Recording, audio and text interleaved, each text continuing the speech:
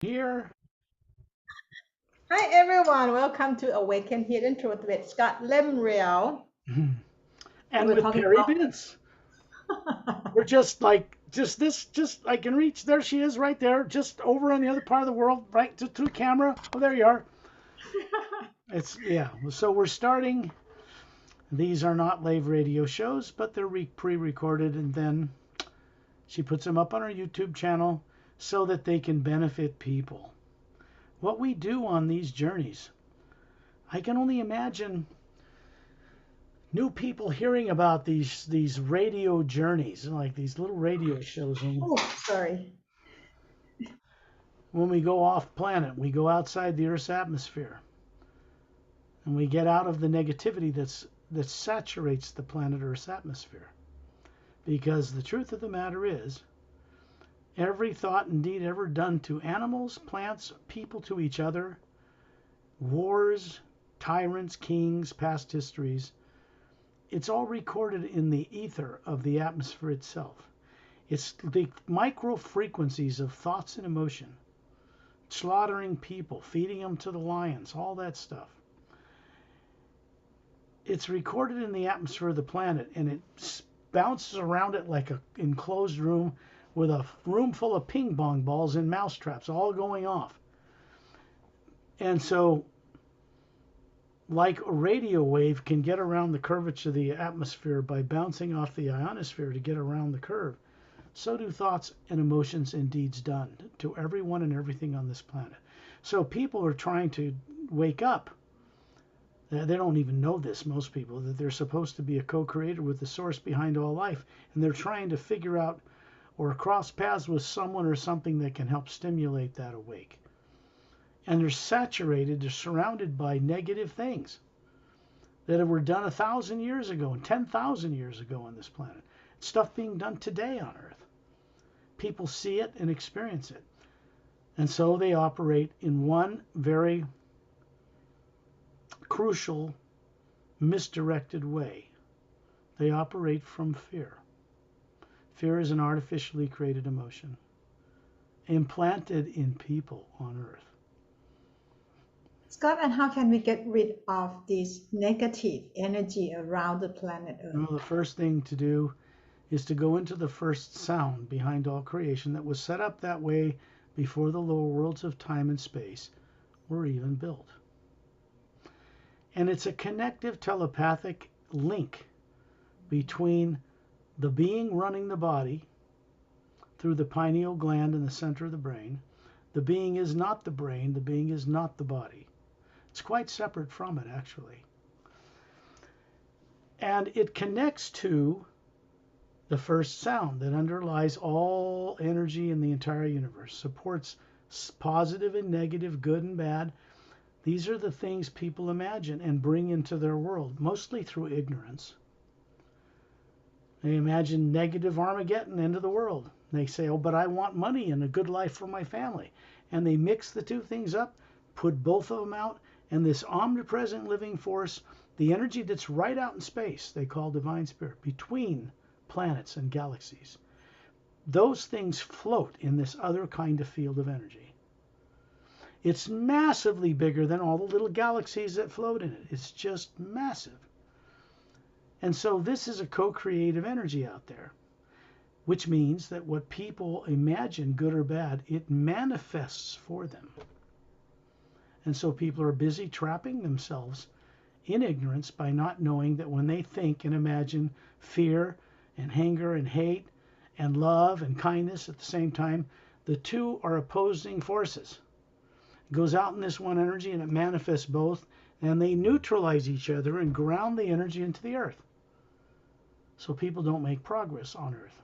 They relatively almost never get off the planet in 10,000 repetitive lives. They seek the false comfort of another body, like being born as a baby. And they do it over and over again. And they think that's God's will. It isn't. It's their will, misdirected. Because originally, the being that runs bodies on this planet came from what they call God in the first place. And they're made of the same energy as it in a spherical form, like a planet, round. It has a toroidal field, like a gravitational field, goes up through the top and out into the bottom, just like the planet Earth. The body has a field of energy around it like that too. Through the bottom chakra up through the top, goes around it. The being, which is spherical, which is running the body through the major gland in the center of the brain, the pineal gland, has a field of energy around it too. It's spherical, just like the Earth. And that connects it to higher planes and higher realities. There's one energy, one omnipresent energy, meaning it's everywhere, that's a conscious living energy. It's not an individual like us. It is a conscious living one energy. And it is a co-creator with what we imagine.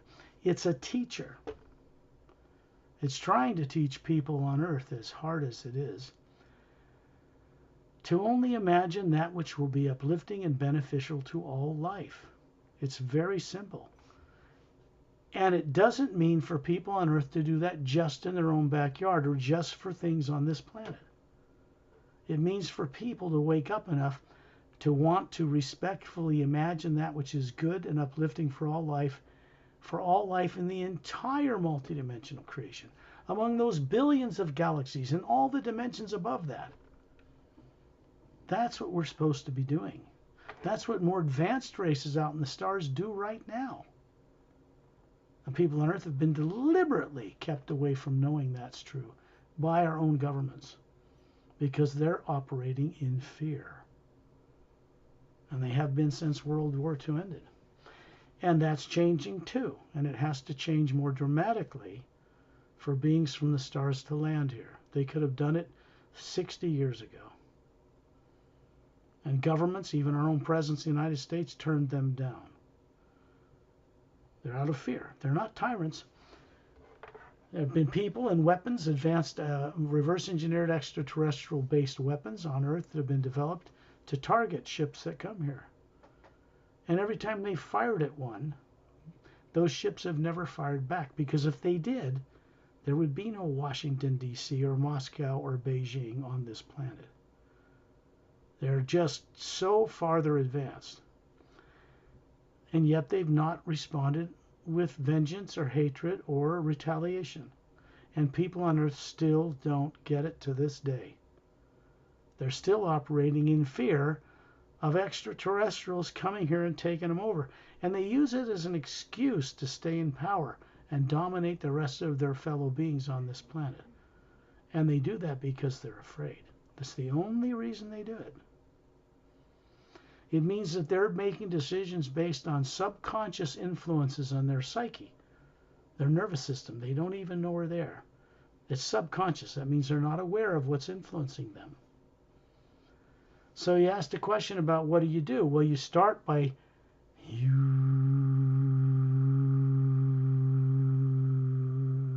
because it makes a sound round whole tone. It vibrates the head upward.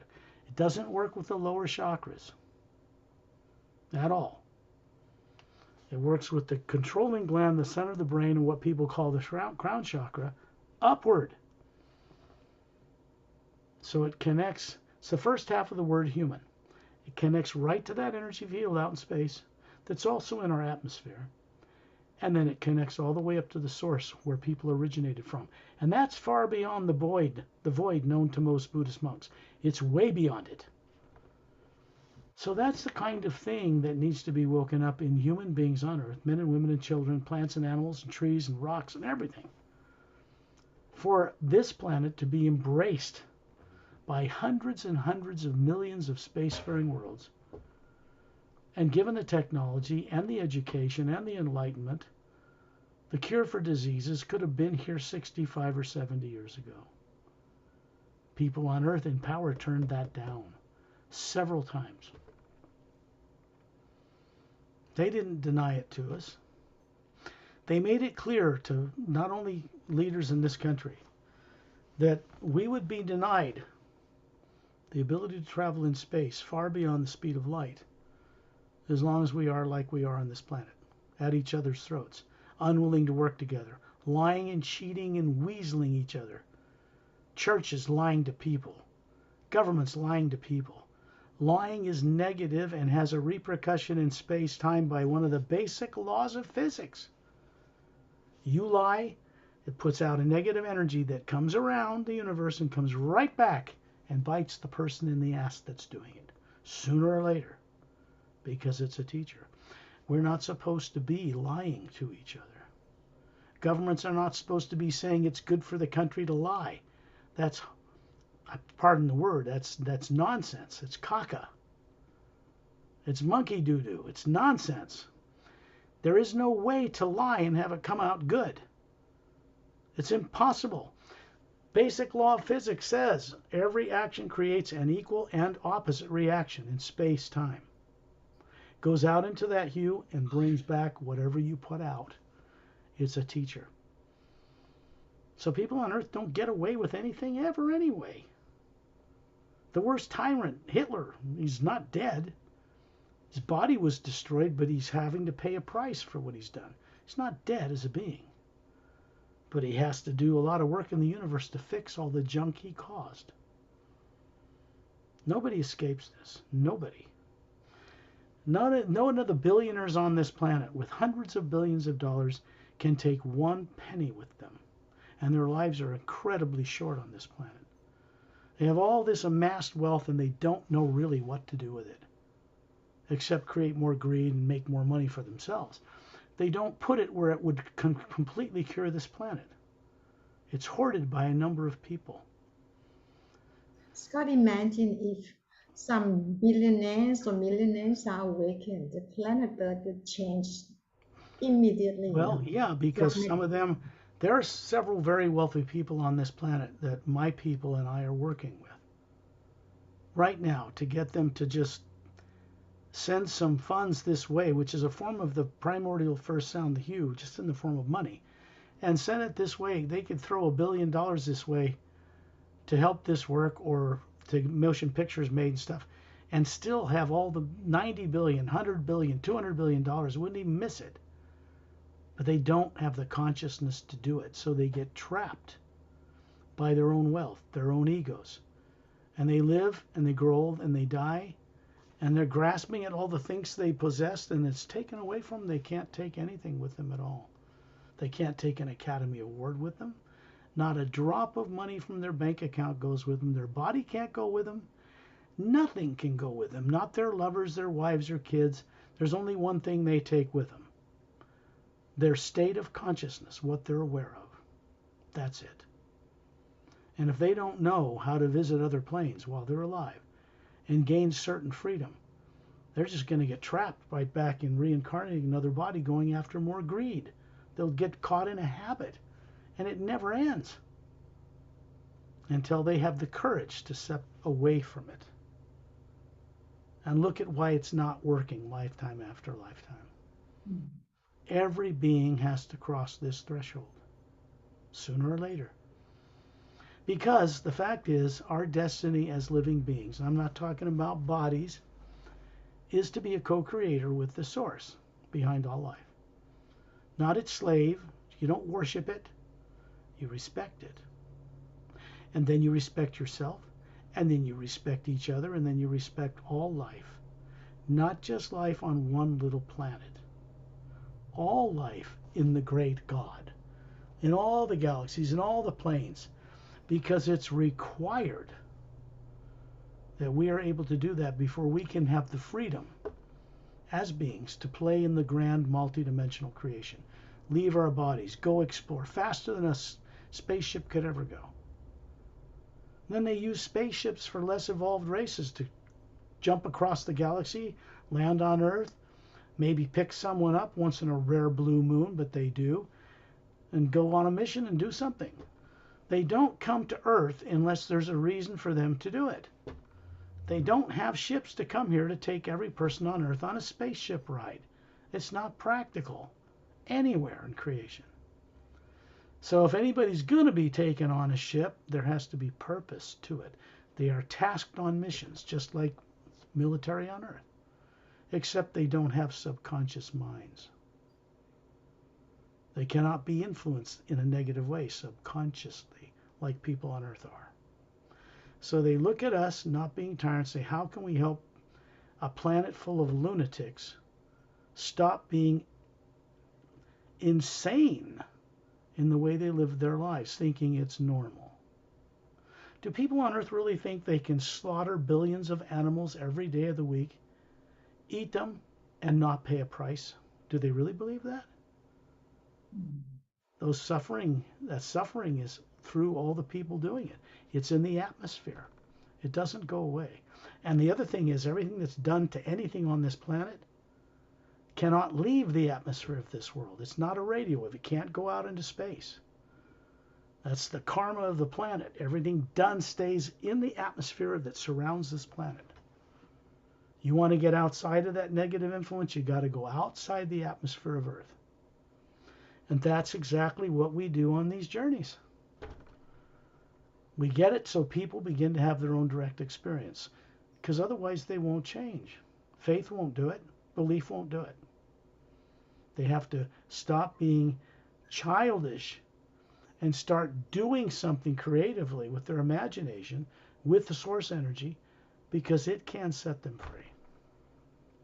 Scott, I'd like to share with you my opinions for those who are listening to our show.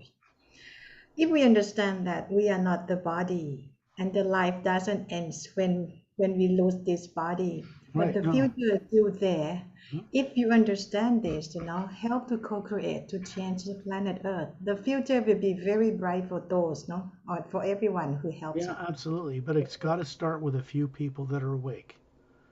And I'm not talking about the masses of fellow beings, men and women and children on this planet, who are frankly just, I don't want to be insulting, but they're dumber than bricks. Because they don't know several important things. They don't know who they are as a being, not a body or brain. They don't know what it's shaped like. They don't remember what it's like to use higher faculties that are in the spherical shape of what people call the solar atma on Earth. They don't remember anything they did before this life, where they came from, or what their purpose for existing is. And people on Earth think that's normal, God's will. It's not. It's just not. Because people on Earth have been denied at great expense not knowing extraterrestrial life exists. And it's starting to change. They've been kept ignorant of the life that's out in the greater God they pray to every day. Because most of it is out there, not on this one planet. And it doesn't favor us over all the life out there. It supports all of it. If we want to be free as individual beings, we have to learn how to co-create with it properly. More advanced races from the stars can get around the universe faster than the speed of light because they've learned how to respect this one energy that all things float in space and in dimensions. That is not nuclear atomic. It's not DNA. It's not molecules. It's not atoms. It's the God particle. It's the energy behind it. Even scientists on Earth know that that's not nuclear nature. They don't know what it is, but they know it's behind everything. And we can telepathically link into that energy as people, as human beings.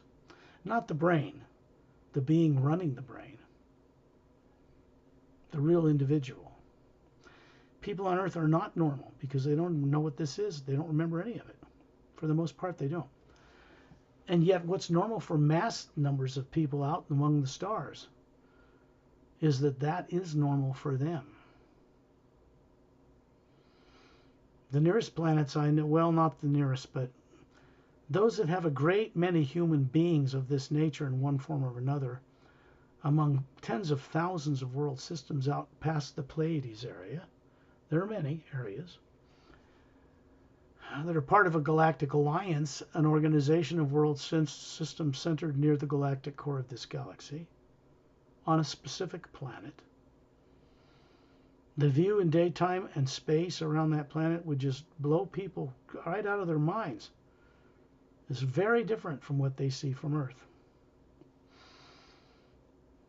Planets are much larger, and often those planets circle a trinary sun system, 3 suns that orbit each other. People on Earth know that there are binary and trinary sun systems today. Astronomers and astrophysicists do. They've seen them. They've documented. They know they're there. It's not like our sun. Planets are revolving around one sun. There are planets revolving around three. A central one, a bigger one around it, and a smaller one around it. And planets around them. This is a fact. Those worlds are not like ours.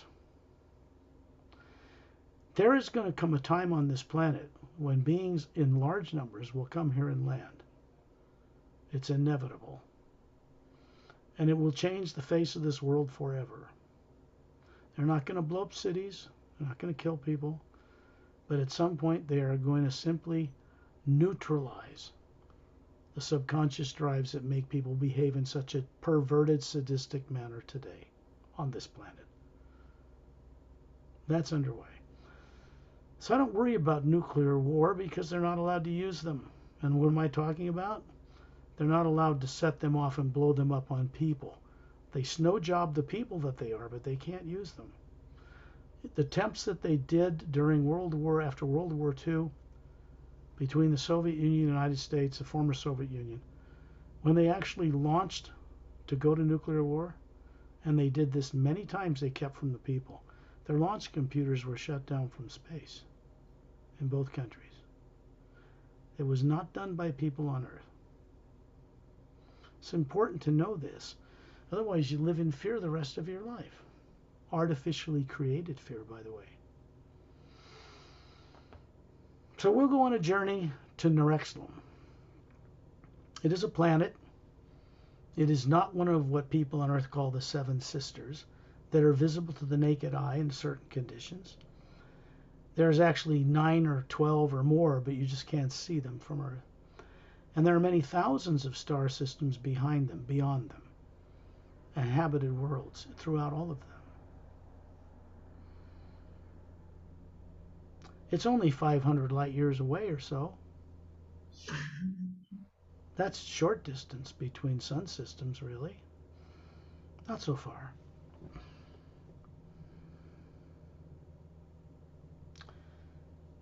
So how do we do this? How do we go about leaving our bodies in a conscious way? How do we rehabilitate the conscious awareness as beings that we can do this? You're not taught it. People on Earth are definitely not taught it anywhere on this planet that I know of, even amongst the gurus who have chelas or students. They don't really, in rare instances, really teach them how to consciously travel out of their body. Because the gurus and other people here get just as much caught up in money and power as anybody else. It surrounds them in the atmosphere. It takes a certain awareness to be shielded from such things, such influences. We go into the hue to make a connection to that omnipresent living energy right outside the atmosphere of Earth. Because in that energy field between Mars and Earth and Saturn and the Sun, you can't program any negative or positive anything into it. No thoughts or feelings. They won't stick there. They will not record in that energy. When you get out in space, outside of Earth's atmosphere, the energy to the spherical being, not the limits of physical eyes on Earth that can't see a high enough spectrum, so it looks black to them.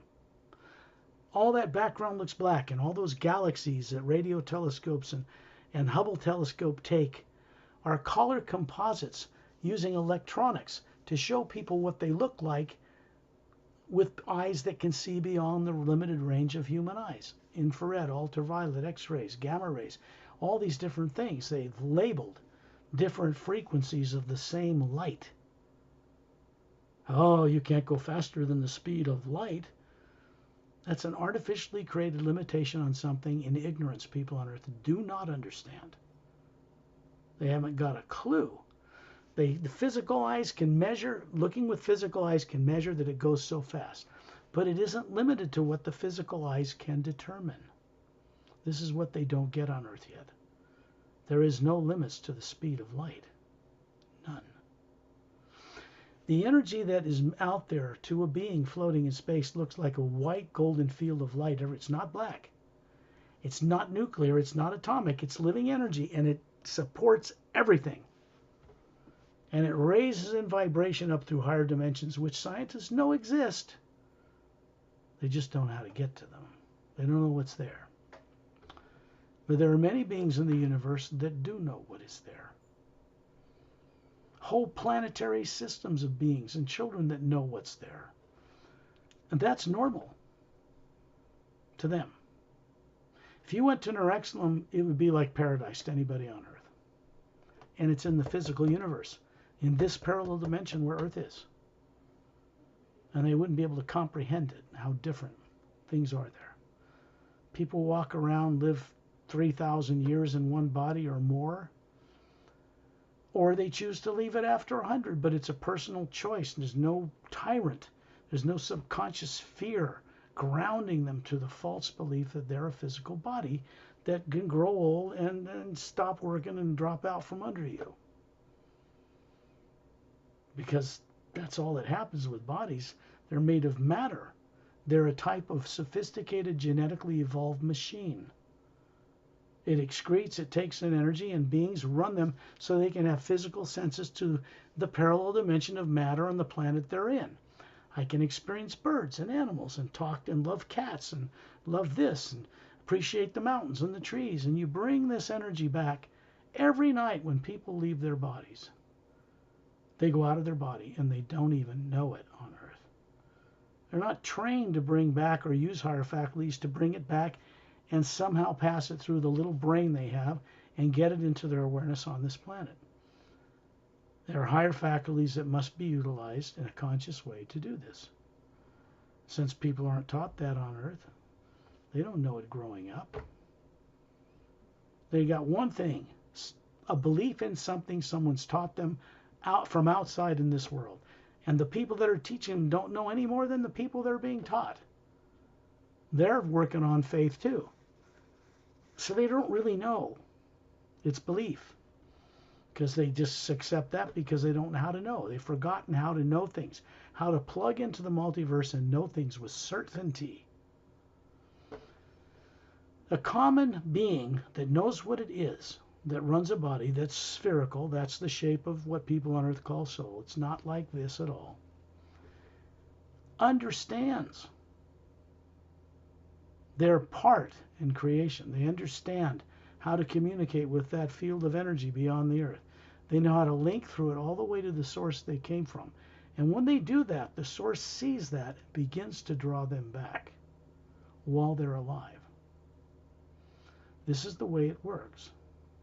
When the first half of the word human crosses your path, something at the source behind all life becomes aware of you for the first time in billions of years. And your life changes. It begins to become, it's already conscious, but it begins to become a conscious teacher for you because it recognizes that you are ready and have the courage to go home and deliver all you've learned in these lives, because that will be unique. The source sees that, and that one individual returning can download into that source, God, a new way for it to see things. And why is this true? Because each single being that runs a body is made of the same energy as the source. It's individualized. It's an individual. It goes back, plugs itself into the source, shares what it knows, and this source becomes aware of new ways of doing things. It becomes aware of how to change the stuck creations in the lower planes of time and space, like planet Earth is. It can correct these things, but it has to have the will to do it. The source behind all life only knows about everything that exists right now. It doesn't know future potential because it hasn't happened yet. And it takes us returning to that source to help create that change. This is the way it really is. We're meant to be co-creators with the source behind all life. We are not meant to worship it in ignorance, not knowing what it is and thinking we can't know it because it's too far beyond us. This is not true. Each being can comprehend that source because they're made of the same energy. And when a person starts to become aware of that, their life changes.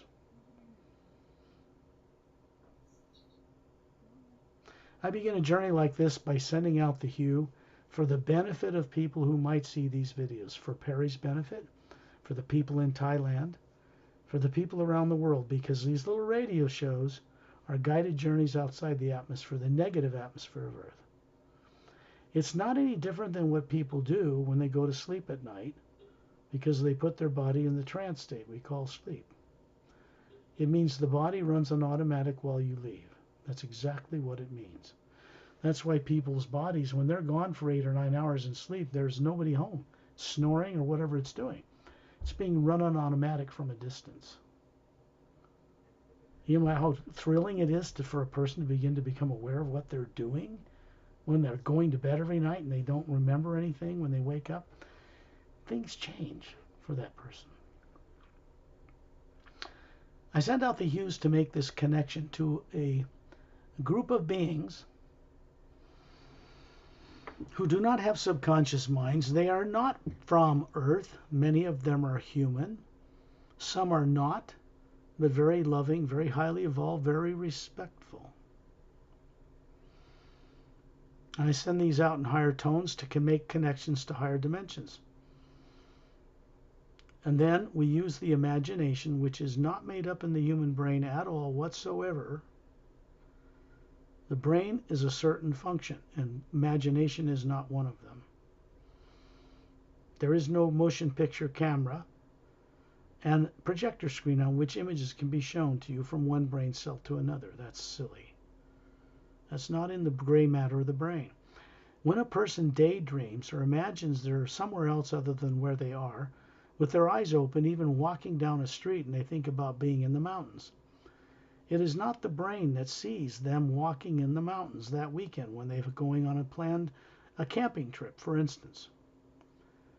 It is the being hovering above that body running it that sees that in another reality somewhere else. All writers that write about outer space or other dimensions don't make it up in their brains like they think they do. This is not correct. They're actually seeing into another reality, passed down the past time track, somewhere 5 million years ago in another galaxy far, far away, and they get into a trance state, and they subconsciously bring awareness of these other realities to the pen or to the computer keys. And they don't realize where it's really coming from, because if they didn't grow up from childhood learning about this stuff, how can they write about it? The brain can't make it up. It's not designed to do that. So that's how unconscious people are on Earth, and their potential is they can wake all this up. So I'll begin these tones. I would ask everyone to close their eyes, sit in a chair, lie in a bed, be very comfortable. And as I send these few tones out, they're going to be more and more relaxed, and then they're going to go to sleep. It doesn't mean they'll be unconscious. It means the body will go on automatic, and you'll be above that body, and then we'll go on a journey. This is about direct personal experience. It's not about faith or belief. Those are good places to begin, but terrible places to end up. You want to take faith and belief and leap into direct knowing certainty. When we leap into the omnipresent living energy that surrounds all things in space and goes through the dimensions, it is a knower. We become a knower with it. I'll begin these tones. First, imagine someone you love and respect. You're grateful they are in your life, a person, place, or thing, but genuine, honest, sincere. Something that makes you smile when you first imagine it.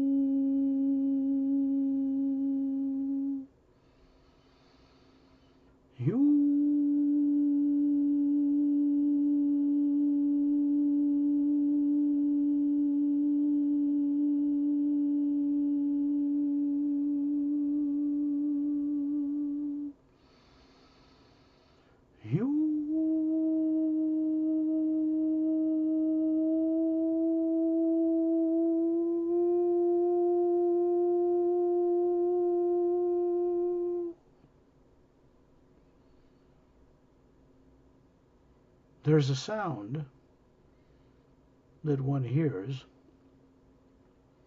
It runs through the entire creation. It's an omnipresent sound, meaning that it's everywhere, but it cannot be heard with the physical ears, which are limited to hearing a very small spectrum of sound frequencies within the atmosphere of planet Earth, or inside a spaceship. Maybe the sound's on another planet, if it has the means to go there. But there's a sound in creation that hums through the universe, and it's connected to directly, telepathically, which is not psychic, by the way. It's telepathy. It's a pure form of communication from the energy at the core of a spherical being, what people on Earth call soul, to the source energy out in space that all things float in, the space between the planets, suns and moons and stars, galaxies and dimensions. And it connects up through the planes, across the void known to certain esoteric groups on Earth, which think that is the source of God. It is not. It is a barrier between the lower dimensions of time and space and the upper realities that are made of a pure positive energy, which have no negative nature whatsoever. And many planes above that, to the source, to an ocean of sound and light that whirls around a center like a galaxy of stars.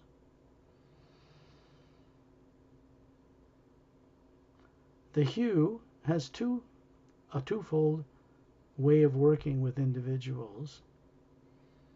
It begins to work with beings who you don't know yet, some of you do, that will make certain that subconscious negative programs that most people don't even know are there are turned off when we go on these journeys, so they don't influence you from being able to go on such journeys beyond Earth and visit places out in the galaxy or in higher dimensions. We do it all the time.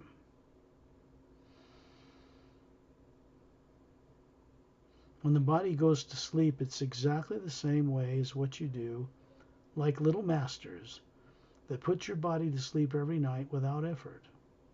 It's a very complex process, and yet all of you can do it without a second thought. The body receives a white golden beam of energy from the white core of the being that is spherical through the pineal gland in the center of the brain, the pineal gland, and then it runs the body in automatic, because the body and brain does not run itself.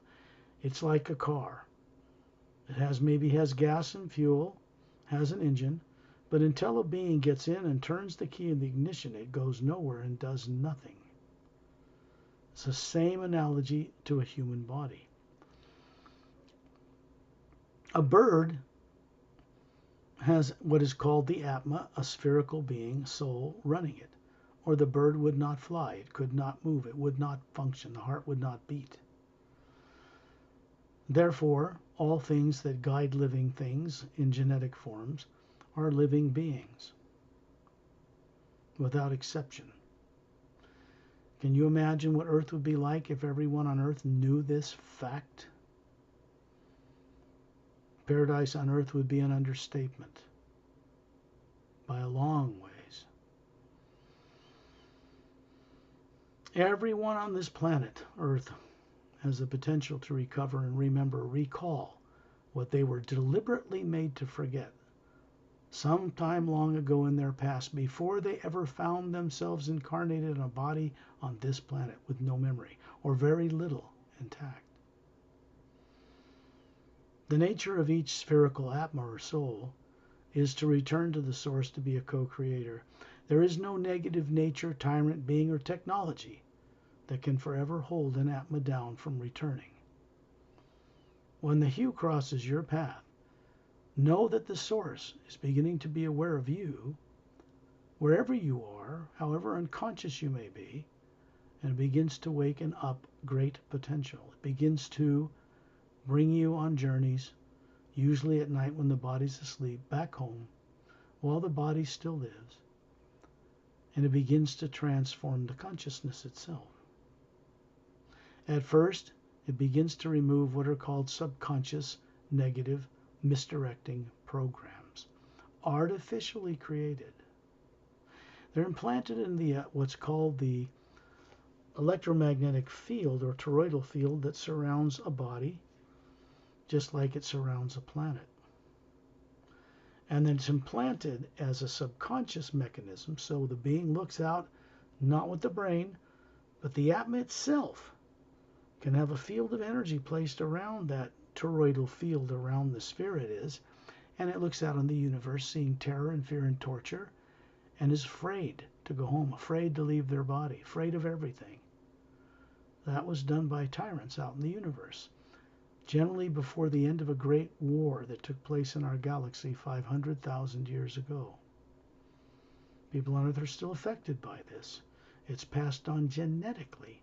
Certain genomes on the DNA of the twin-stranded DNA on people on Earth, over 1 billion genomes mapped out with supercomputers, are switches, and some of them are shut off that should be on.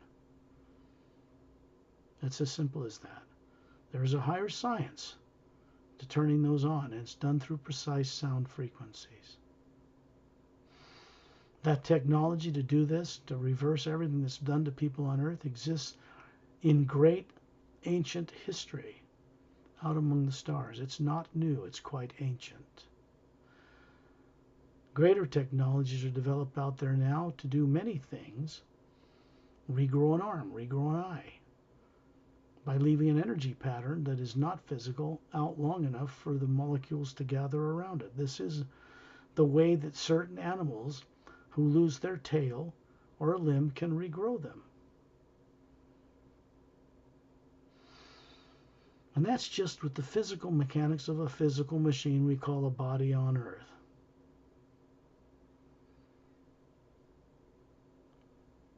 Imagine you are a sphere of energy floating near the ceiling of your home. You just imagine it. You just daydream it. Just like as easy it is for you to daydream anything. Everybody daydreams. It's just your ability to look and see yourself somewhere else or doing something else than where you are in the physical body. So you just imagine what it's like to be near the ceiling, looking down on your body that's asleep. You might still hear a truck go by through the ears. That's just so that you're paying attention to the senses of the body that's passing on its surroundings to you. But the brain is shut down. The eyes are closed. No information's coming through the eyes from the outside world. And yet, you can imagine. With your eyes closed, of course you can. Imagine being in space, out in space, beyond Earth, beyond the negative influences of that atmosphere, out in that black void of space that you think is black because that's what you see on the internet. And it is not black at all. To a living being out in space, beyond the physical body's limitations, it appears like a white golden light everywhere, brilliant. And yet you can see Earth with its polar ice caps right down there in front of you, the moon circling the Earth that does not turn on its axis, that has meteor craters all over it and little to no atmosphere. That's not normal either.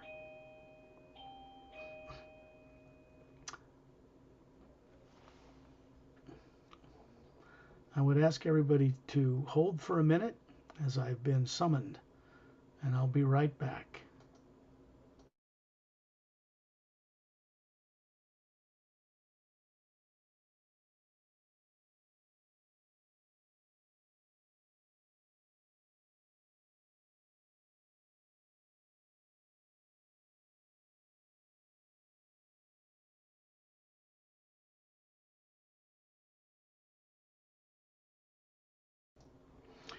We're right back. Give all of you a little bit of time to contemplate on what's being shared with you.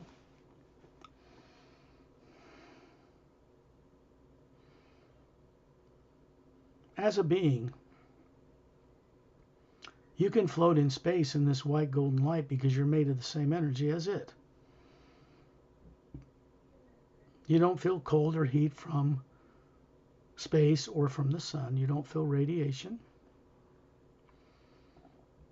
And yet you can hover as a sphere just like the earth hovers in this energy. As a spherical being, you can do the very same thing. And you're going to notice that there are a lot of people here, and some that will be here are here now that will hear this or watch this recorded journey beyond Earth, and they'll discover that they are here even now. They'll remember it. And we're in a circle surrounding a very dear friend of mine named Ambassador Turellian. He is a being from what is known as the Seres race. It's spelled S-E-R-E-S in English, but it's pronounced as if it was spelled S-A-Y-R-A-Y-S, Seres. They are human in origin, but 12-stranded, not 2 like on Earth. And most of the spacefaring races in our galaxy and many others in both the physical and what's called the next major division or dimension up, people call the astral plane on Earth. These beings were responsible several billions of years ago for, how should we put it, genetically uplifting life like humans, so that one day beings or highly evolved Atmas could run those forms, and he brought them up and they tutored them until they were spacefaring races. And then they departed this universe for quite some time, the Seres. Turellian is an ambassador to the Galactic Alliance, the Galactic Interdimensional Alliance of Free Worlds, which is centered near the galactic core of the Milky Way galaxy on a planet called Zetranami 1. It's much bigger than Earth, 4 times larger. And it has 3 moons the size of Earth that circle it at different distances. All have life on them. And those planets circle a trinary sun system, 3 suns. There is a council meeting chamber in a white dome in a city in a jungle and beautifully landscaped arena. It has gold sand and beautiful luminous water for the oceans. And 5,000 members, council members, meet there that represent over 450 million spacefaring races in just under 1/2 of our Milky Way galaxy. Turellian first presented himself as an ambassador there from the Seres, but he's also a type of ambassador from the Galactic Alliance and the Seres to our planet. He presents an 18-foot tall body because that's how tall they were. Over 1 billion years ago, their race evolved to the ability to dematerialize the genetic structure of a human body and store it in one of the teardrop faculty energy centers that make up the different levels or layers of the spherical being that they are. And they use the energy of the space, the how do you call it, the 0-point energy out in space to simply form a body out of energy that is not molecular around the DNA pattern, so they can mock up and manifest a body whenever they need to use it, and then dematerialize it so they don't have the burden of carrying it around like we do. It was fairly recent that the Seres, in the form of Ambassador Turellian, returned to make contact with races in this galaxy that have in some ways done very good, in some ways done very bad with the freedom they were given. So their return marks a transformative change in creation itself. We are surrounding this being. It looks to be about 18 feet tall, slightly curvy, blonde hair to his shoulders, big blue eyes, luminous, looks like a Greek god, trim, bare feet, holding his two thumbs up, golden white energy around him. And he simply brought an energy from a higher dimension here, and it shields us as a sphere of light around the people on this journey.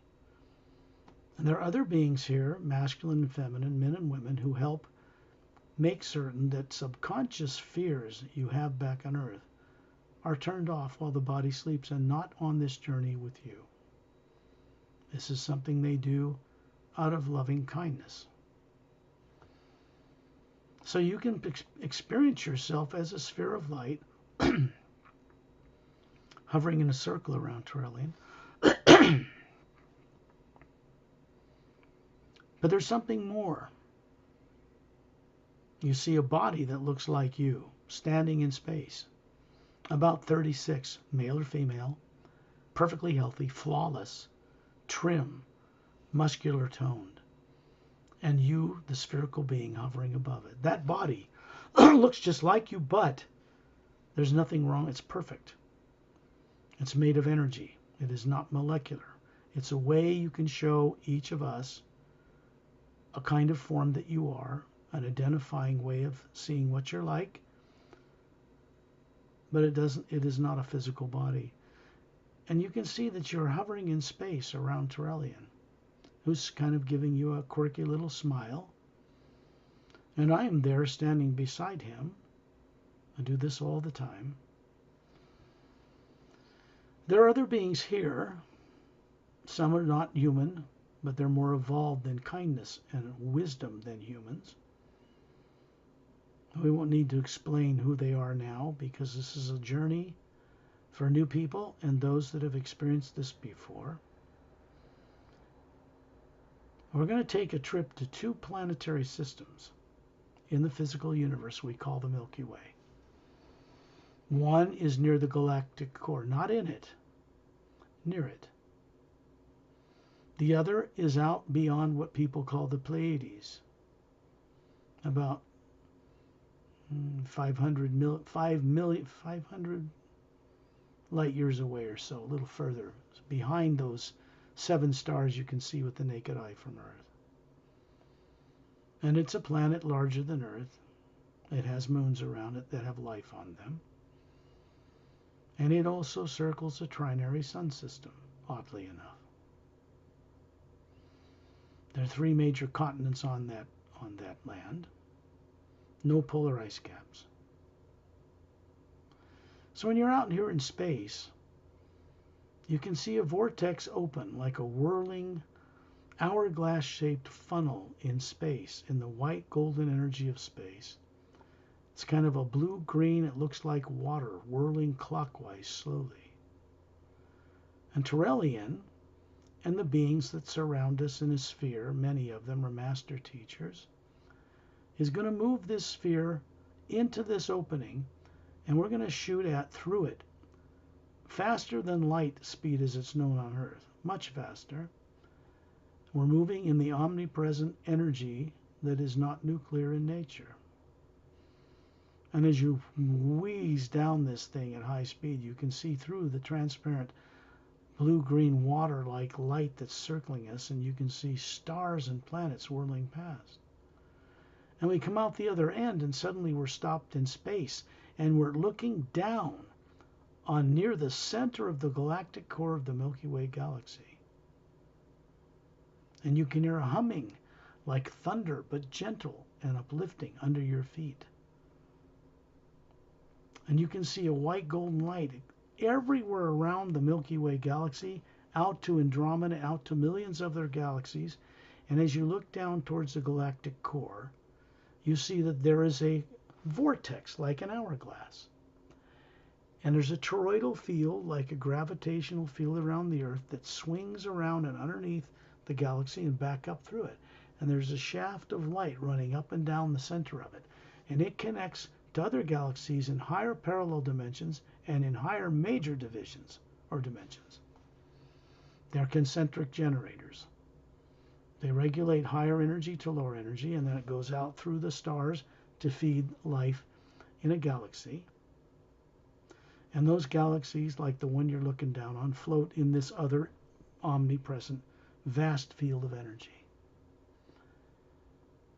And you can see what the center of the galaxy looks like because it's all energy. And then you see there's a planet lighting up for you near the galactic core.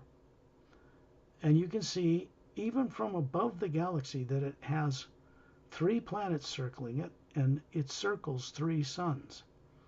A big white, blue, white giant, a yellow sun like our Earth, and a red dwarf that circles way out around it. And the planets circle out around that. And there are other planetary systems beyond it. And suddenly you were aware that you were hovering above the atmosphere of this planet. The entire atmosphere is glowing. It has much higher energy concentrated in it than anything on Earth. It's near the galactic core. And you look down and realize that we're moving through this atmosphere that's a golden light. It's got a little bit of pink in it. It's just beautiful. And as you come through an opening, you see a white, large, kind of a geodesic white, looks like moonstone, smooth and white, soft. And you can see pyramid structures around this, and dome structures and rectangular structures, and a beautifully landscaped environment with trees that are much taller than trees on Earth, blue, even ones that look like giant redwoods that are a mile high. They're unusual. They have these big pond fronds that come out of them, and then they connect to other ones. And now, if you look out towards an ocean in the distance, you have a golden, luminous, sandy beach, and a kind of a blue-green ocean out there, and it's actually charged with energy. When you look down in this dome, you find that you can see through it, as if you had a telephoto lens to look inside, and you see down inside this vast dome a circular disc stage, and then tier after tier, 15 of them, of white leather-like seats, and 5,000 members sitting in these seats, men and women, with white gowns on like silk and a gold sash from the right shoulder to the lower hip. And they are standing with their right hand up to greet all of you from Earth on this journey. They see you, and you realize you're hovering around Turellian up near the top of this dome over this blue stage area. And you can see that you have a body that's a projection of energy. It looks like you on Earth, and you're presenting this to the people that are the Galactic Alliance Council members. This is something Turellian can do, and I and others, including all of you when you discover how. You look down on the stage and you realize Turellian suddenly appears standing on it down below us. We're still in a circle near the curve of the ceiling. And you look up through the ceiling of this dome and you can see 3 suns coming up at different levels at daytime across this lit up landscape. And out there are 3 different moons that are like the size of the moon from Earth, but covered in atmosphere with dome cities on them.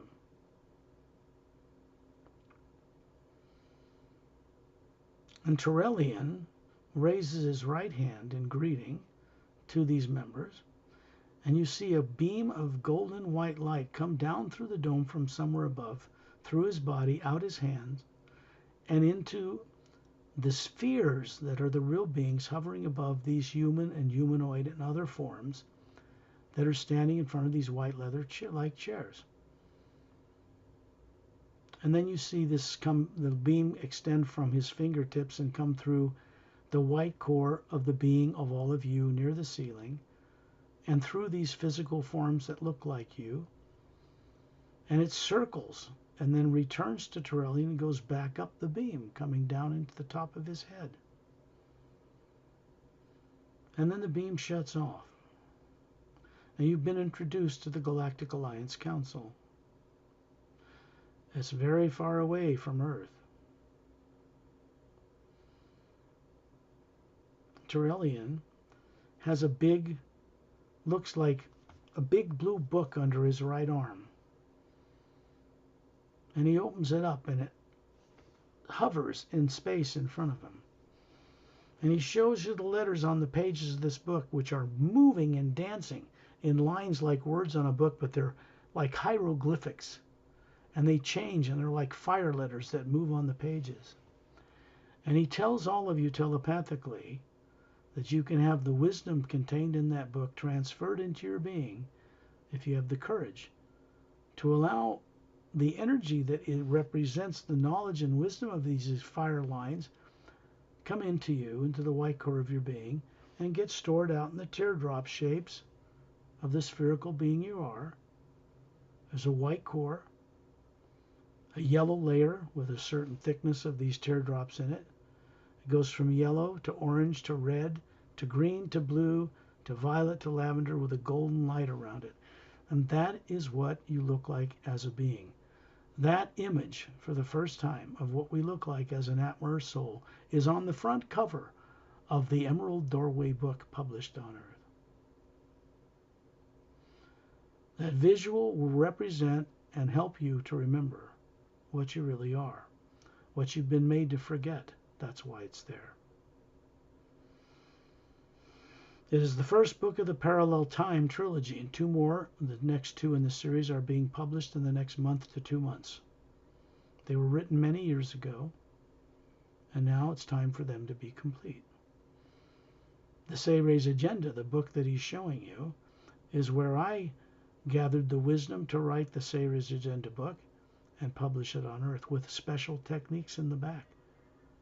Many for the benefit of those who are courageous enough to explore it. So I can reveal the way out of a trap. I can share with people the way for them to wake themselves up and provided with the protection they need to do it, even while living on Earth. But I can't make anybody actually do the work of imagining and choosing to imagine from now on only that which is of an uplifting benefit to all life, instead of good and bad, fear and Armageddon, love and kindness for your family and friends, but terror for the future. That must stop. Because conscious, knowing certainty in the omnipresent living sound, the first word behind all creation, and fear do not mix at all whatsoever. So fear and negative emotions and imagination have to first be turned off. And each being on Earth has the ability to do this. You discover this hovering near the dome on Norexilam.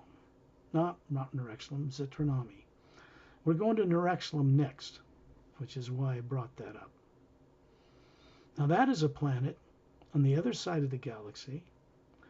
It's about 500 light years away from Earth in the same spiral arm. There are 7. And so when we move up above this dome with Turellian, we're still in a circle around him. You can see all these Galactic Alliance Council members wave at us, and then they go about their business. They disappear from the seats. You see them floating through the air. You see them appearing walking on the ground. There are ships, very dynamic, very advanced, that leave spaceports uncluttered and go off to their world systems, taking their physical bodies with them. Turellian and I and you find ourselves hovering in a circle out in space above the planet Zetronami 1, near the galactic core. And then you find yourself hovering above the entire galaxy. And there's a vast energy field of white golden light around us. And then you look down and you see Earth. 2/3 of the way out, one of the spiral arms light up that says Earth in letters. An arrow pointing down to it. And then you look, and a short distance away, it says Pleiades. And we find ourselves as a group, moving as a sphere of light, directly down towards that world until we're hovering above it. This too is a planet larger than Earth. It has no polar ice caps, 3 major continents on its surface, 3 moons the size of Earth, and it too circles a trinary sun system. They're the most advanced. And when you look down in the atmosphere in the central continent, we're going down to the surface near the coast on the western shore. And as you approach it, you begin to realize that there are domed homes every 20 acres or so out into the country and a vast mountain range. And you see that there are these massive trees. They are over a mile high that make up a forest just at the base of this mountain range. And they look like giant redwood trees, the bark and the branches, but up near the top they spread out like pond fronds and they connect with each other. These were brought from a world that no longer has life on it. They were regrown here for a reason, a long time ago. And you can see that there between the trees, there are these walkways, like triangular glass transparent walkways between the massive trunks of these trees that wind in a spiral up near the tops. And there are individual domed homes sitting in different places on these branches. These are massive.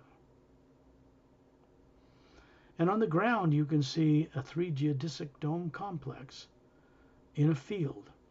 Huge green field around it, and a forest of blue-green trees around that, and the giant trees in the distance near the base of the mountain. And this is you're looking at the home of Ambassador Sean Rawl. Now, he's in the Sayres Agenda book.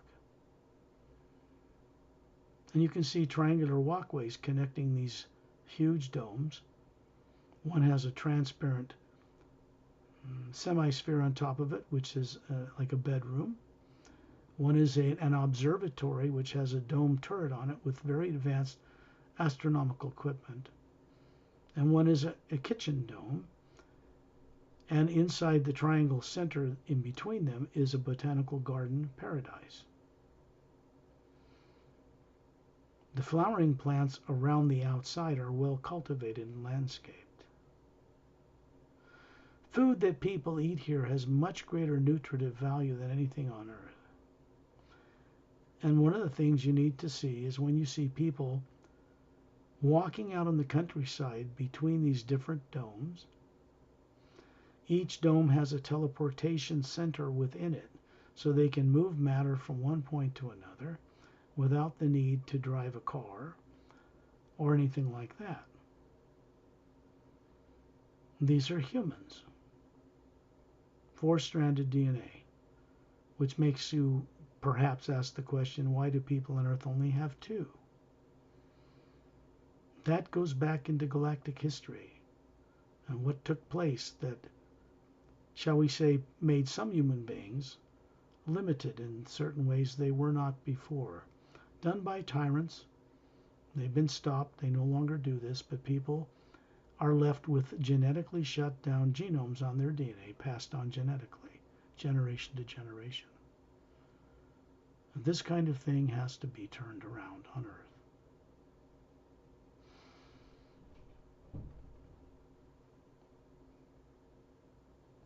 We're visiting only the home of one person here.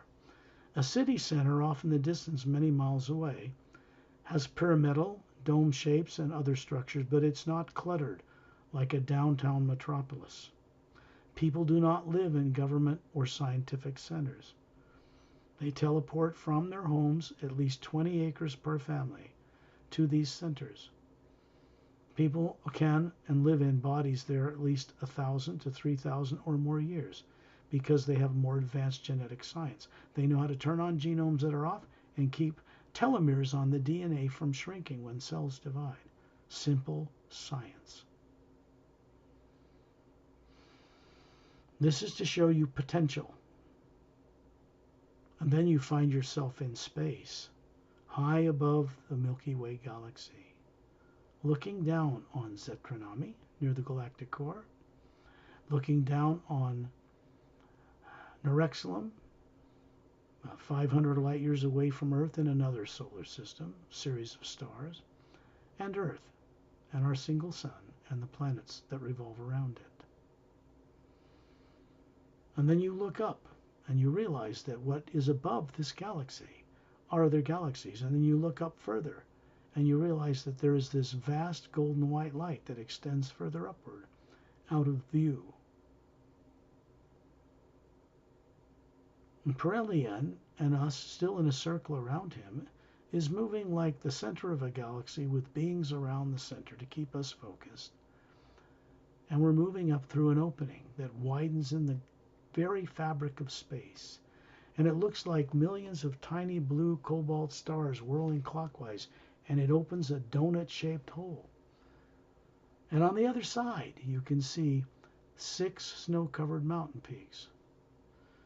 What we're seeing is a circular landmass, very vast, floating in a blue, luminous cobalt blue atmosphere. There are no suns, no planets, no moons, no stars. There is this landmass floating in a void of bright light. There are 6 snow-covered mountain peaks in the center. And we find ourselves suddenly shot upward until we are looking down through this opening, back at the Milky Way galaxy, among many millions of galaxies, way down below. And then that opening closes. And we are looking down at a blue, glass-like, tall minaret tower that extends itself out of a 100-foot wide marble-like floor, circular, at the base of the western mountain. It goes up 2/3 to a flattened spherical center, and there's a fountain of a type in the center of it. And it goes up to a minaret point. There are roadways extending from this white marble floor in every direction, like the spokes of a bicycle tire. And they end on a beach that surrounds the entire landmass, and it's a luminous white glowing beach. And out in the ocean, which appears like water, it isn't. The waves crash, but it's the same light as the atmosphere. And if you look at the energy behind that blue light, there's a white golden light there too. This is a higher form of the same omnipresent energy that exists outside of planet Earth's atmosphere, in space between all things. They are connected. They are one. When people on Earth learn how to work with this energy, their advancements to play among the stars will accelerate 1,000,000-fold. But first, the energy that is here and where we are is above the void known to certain esoteric groups on Earth. In fact, it's above the physical, astral, causal, mental, etheric planes people have heard about. It's across the void on the other side, and it's past this realm called the original Atma, home of the Atma, soul. 5th plane. It's above the void, and we're up in an area between the 6th and 5th plane in a special created parallel dimension. And this is a teaching facility known as the Hue Expansionary Academy. Master teachers work here with those beings which are known as the mechanics of creation, silent mentors. They are far beyond master teachers. They are beings who maintain the creation on all the levels, hold it in place, so to speak. And here, for the first time, they can work with those heart-loving master teachers and, in a sense, begin to create a third order of beings, a blending of unlimited beings who have no limitations on them whatsoever, and those beings which care about individual atmas and their training. When you look down through these 6 mountain peaks, you look down and see your feet standing in space, and you look down and see that there is an island down in the center of the valley between the 6 mountains, in the center of this land. And it's a sphere about 4 feet wide of a transparent blue glass-like sphere, luminous, and a cobalt blue star radiating in the center of it, the void at the very center. It's hovering above a blue rectangular pedestal made of a blue stone with gold lace through it like lapis lazuli, and it's hovering about a foot above it. And around it is a blue-green luminous lake at the base of these 6 mountains in the center. There's a shaft of white golden light coming down into the star through this sphere that continues out through the bottom of this landmass, all the way down through the plains, all the way down to where we suddenly see and find ourselves in a circle around Ambassador Turellian and myself and others, hovering near the planet Earth with its polar ice caps and its meteor crater barren moon, the sun in the distance, the white golden light that extends between the Earth, the moon, the sun, and the stars. And you can see the billions of stars of the Milky Way galaxy in perfect clarity, even though there's this brighter light surrounding everything. And you see yourself hovering above, near the ceiling, near your body on Earth. And you're letting a little thin golden strand of light come down through you from this journey into the pineal gland, the center of your brain, very gently expanding it into a field of energy through you until it's 2 miles wide. And then it continues to certain devices that have been brought to Earth. There are 3 massive pyramids, 2 at the bottom of Earth's deepest oceans and 1 in a hollowed out interior of a mountain in the Himalayas. And then it's beamed out into a stationary pyramid hovering between 2 stationary asteroids in the asteroid field that moves around in the orbit of a planet around the sun between Mars and Jupiter. And then it's beamed out to those pyramids which are beginning to appear between stars. And it goes into the galactic core and is beamed back up to the source. So you look down on your body with kindness, knowing that you're returning to a sleeping body. This is direct experience. It's the first major step. And then when you're ready, open your eyes.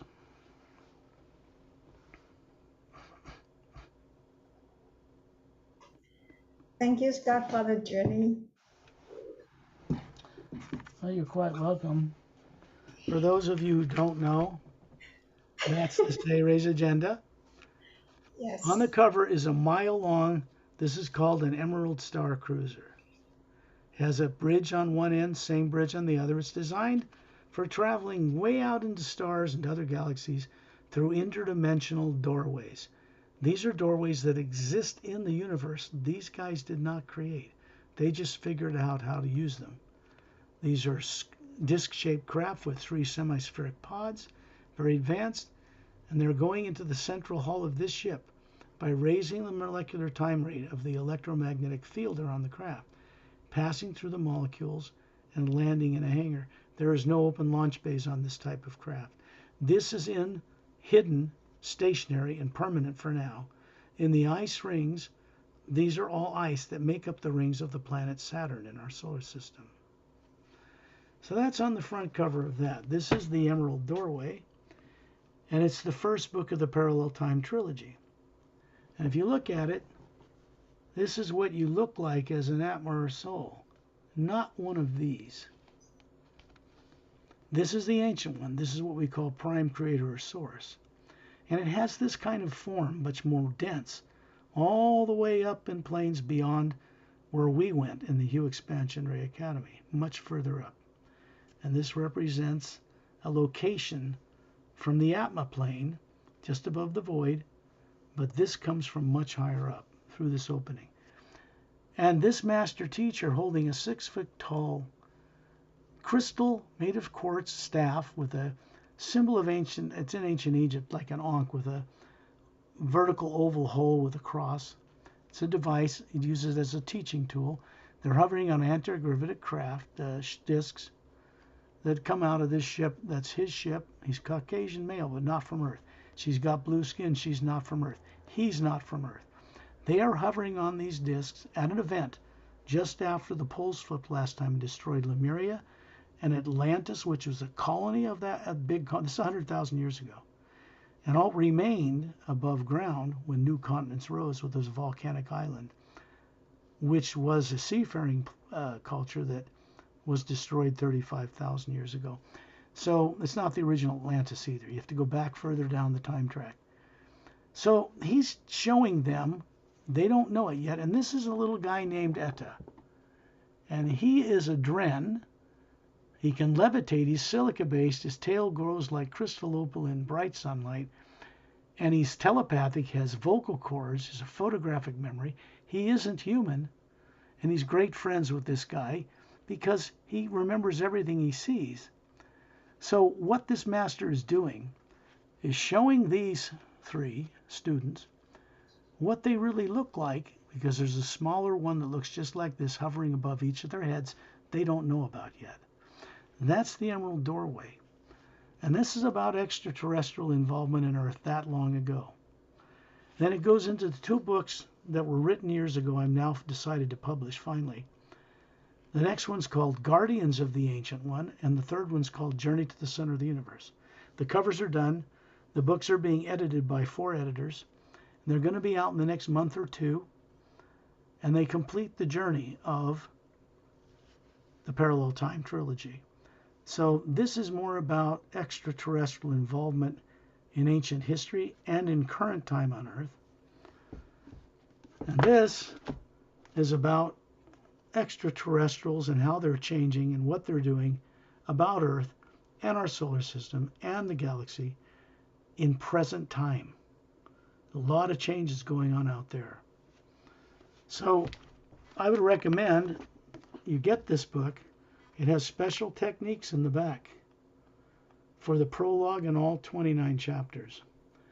They work with the hue, and they will help people to have the protection they need and the sense of confidence they need to take a bold step into recovering and remembering all that they were made to forget when they were born on Earth. So I'll leave everybody with that.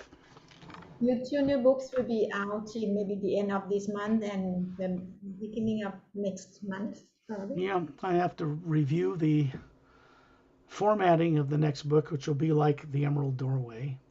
The proofing's been done basically, and I'll probably get that tomorrow or review it, make sure it's right. And then they'll go through it again, make sure they didn't miss any typos or anything like that. And it'll be published as a hardback and paperback book, 6x9. And then the third book, Journey to the Center of the Universe, is not a journey to the center of the physical Milky Way galaxy. It is a journey to the center of creation, many planes above the physical universe. So it's going to be unique among what's been revealed on Earth. It's based on my direct experience, as all my works are. So you can call them fiction, you can call them whatever you want. But what's revealed in these books will help you remember a great deal. Takes a little time. It's speeding up over what it used to take a few people I work with over the years. Take them on these journeys, and they're not on the internet. Perry's radio show here in these journeys is. So it's public. And today we connected with a very important place, not just planets in the physical universe, but a location, a teaching facility that exists beyond the void, known to most Buddhist monks on this planet, what they call the void, because there are many planes above that. Harry, you have any questions you think your viewers... I am waiting every single day to read your 2 new books. And when we went on the journey today, you took us to the core of the galactic. And you mentioned about Turellians holding a book, energy book. It is like this book here on Earth. So people can read this book to understand the plan. Yeah, that book's a bigger book. It's a blue book, and it's got the series. It's kind of a device that he manifests every now and then. But it channels a pure form of energy that comes from above the void, which helped change the consciousness of the Galactic Alliance Council in this galaxy, or Earth would have been annihilated in nuclear war long ago. So they are intervening. They're not trying to control governments, but they are preventing us from nuclear war, which is good. At least it gives us a chance to make it through this transition change where people are trying to destroy this planet in every way they can think of. And all they're doing is repeating past bad habit patterns from other existences they lived where they blew up planets. They're just unconsciously trying to relive it. It's not going to happen this time. Yeah, and I like to add from my experience about the co-creation of the universe. We co-create from imagination. This is why it's so important to go on the journey, because for us to practice to use the right imagination. With the negative planet Earth, we need to get like a very good energy, positive energy from outside the planet Earth. And but to go on the journey, this is how we get the positive energy to bring back on planet Earth and to help change. Which happens automatically, Perry, as you know, if your consciousness is focused on co-creating with an energy beyond Earth that comes from the source, and you wake up to this while you're living your life on Earth, it comes through you in a greater volume than you can ever do on your own, for your benefit and for the benefit of changing this planet. So we need more people who awake enough and courageous enough to want to contribute to this change, because otherwise this planet, well, let's just say it won't be allowed to be destroyed, but it could get really bad here. And it's bad enough. So people are making decisions in governments based on fear. Fear of other governments, fear of losing their fortunes, their power. When anybody makes a decision based on subconsciously motivated fear, it's always the wrong decision. Every time. And it comes back to bite everybody in the rear end. Sooner or later, it's just like it's like a planet full of people trying to get things right that don't remember who they are. That's not possible. So a lot of changes, unexpected changes coming our way to this planet. I want to leave all of your viewers with that, and you, Perry. Yes, And thank you. I want to say I'll see you all later. Yeah, thank you, Scott, and thank you everyone for watching. Please thumb up, subscribe, and share. And if you have any question or would like to contact Scott for his books or anything that you have question about awakening, please contact Scott Lembriel. You can contact me at the paralleltime.com website. Mm-hmm. And it'd be worth everyone exploring it, because I have a contact button there. If you click on it, you can send me an email, which will go to my private email, and I can choose to answer you. And if you're sincere and you want to know more, I can assist you. But you can contact me through, well, I'll put it up on the video writing that I put a statement about this journey so Perry can put it on her YouTube channel. But it will be about the contact, the websites, particularly paralleltime.com, so that you can contact me if you need to. Okay. Thank you everyone for watching. Thank you, Scott. See you next time. Thanks, Perry, for having the courage to do this. Bye. Bye-bye for now.